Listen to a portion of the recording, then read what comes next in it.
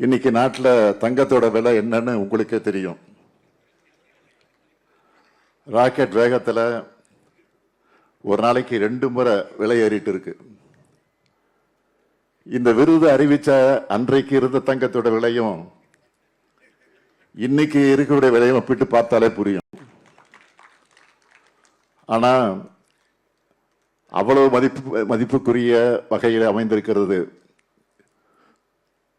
தங்கத்தை விட கலைமாமணின்னு புகழ் சேர்க்கும் பட்டத்துக்கு தான் மதிப்பு அதிகம். ஏன்னா இது தமிழ்நாடு தர்ற பட்டம்.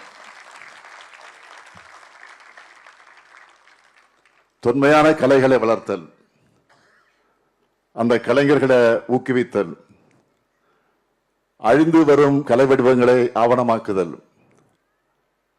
நாடகம் நாட்டிய நாடகங்களுக்கு புத்துயிர் அளித்தல்,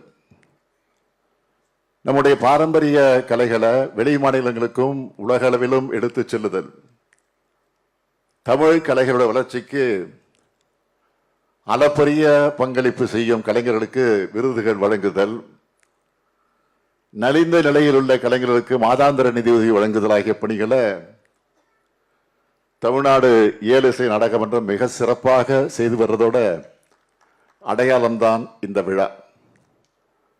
அந்த வரிசையில் நம்ம திராவிட மாடல் அரசும் முத்தமிழ் கலைஞர்களை போற்றி வருது.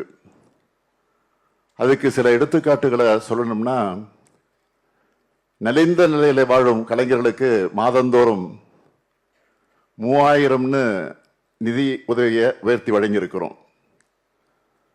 தமிழ்நாடு இயலிசை நாடக மன்றத்துக்கு ஆண்டுதோறும் வழங்கப்பட்டு வந்த நிதியை 3 கோடியிலிருந்து 4 கோடியாக உயர்த்தி வழங்கியிருக்கிறோம்.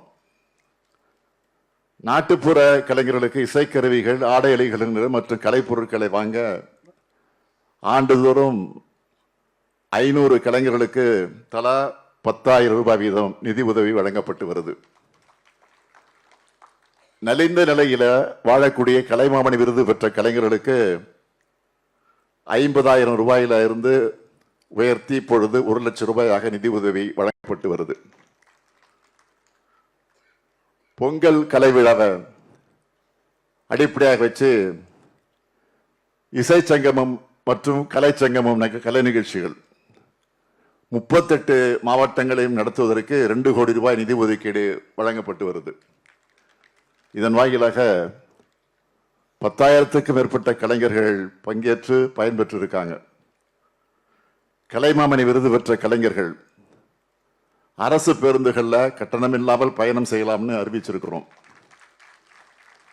புகழ்பெற்ற மறைந்த கலைஞர்களின் குடும்பங்களுக்கு குடும்ப பராமரிப்பு நிதி உதவி 25,000 ரூபாய் வழங்கப்பட்டு வருது. தமிழில் அரும்பெரும் கலை நூல்களை வெளியிட நூலாசிரியர்களுக்கு தலா 2 லட்சம் ரூபாய் நிதி உதவி வழங்கப்பட்டு வருது.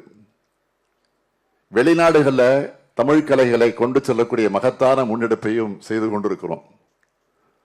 முத்தமிழ் அறிஞர் தலைவர் கலைஞர் அவர்களின் 100ஆண்டு விழாவை முன்னிட்டு வரலாற்று நாடக விழா, நாட்டிய விழா, கிராமிய கலை விழா, பழங்குடியினர் கலை விழா போன்ற கலை திருவிழாக்களை எல்லாம் நடத்தியிருக்கிறோம்.